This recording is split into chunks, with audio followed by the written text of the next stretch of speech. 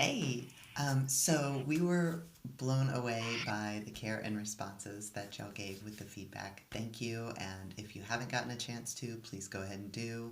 Um, there was a lot of deepening that happened. We were so thrilled to hear about people learning to experience their self through their body and not just through their mind, connecting to gender with somatic experiences.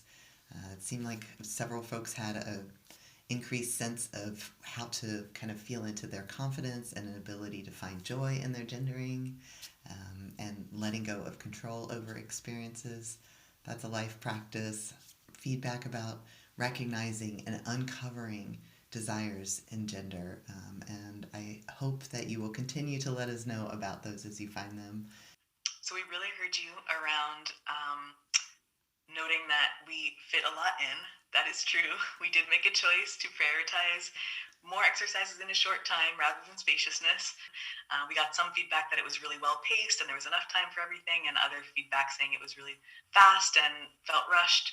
So again, back to our common thread of everyone is having such a unique experience and needs different things, and we're doing our best to hold it all. Some things we wanted to add to or follow up on are what to do when challenging or painful feelings come up. We start by looking for areas of neutrality, or numbness or absence, and kind of hang out there as a starting point rather than jumping right into seeking pleasure. That can be an easier access point for some people.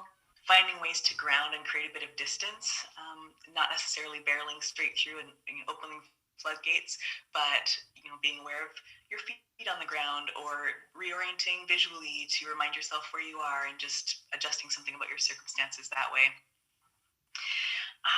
We're gonna next time invite people to create an aftercare plan ahead of time, so that that's in place for folks that where hard things come up, or just in general to know that you have that to look forward to afterwards. And with the Glimmer Journal, if you're finding that things are coming up that are really tinged with heartbreak or shame or a sense of lack or inadequacy, you can still put those things down. It doesn't have to be just exciting, fun, bubbly desires. Sometimes they're hard, and putting them down can be a way to let them move through you, right? So we're not putting them down to create a big story around it or sink into it or focus on it, but to allow it to hold no more or less weight than anything else that might come to mind as a desire. Yeah, I had my phone off yesterday, but I saw briefly a message, and then when I went back, it was gone, so it's totally anonymous. But somebody said that they were on a Zoom call, and they were being misgendered, and they were doing their shapes, and it was helping, and I was blown away to hear that. I was so thankful to hear that. It reminded me of a similar situation last year where I was in a Zoom call and just my nervous system went like a storm. And I got up and immediately started doing the Charleston, which for me is an anchor of joy. And that like movement and speed helped me like really like gush that energy out of my nervous system and calm back down. But like technology's ability to allow us to do these practices in the moment is just an incredible tool, actually. Like usually you would need to do these practices on your own when you're not activated, so that when you are activated you can reach for them, which is there's a big gap there, right? So to be able to practice them in the moment when you're activated is like, I'm so glad that that person had that. Like, fuck yeah. And then we had lots of requests to do this in a longer event, which is super totally what we want.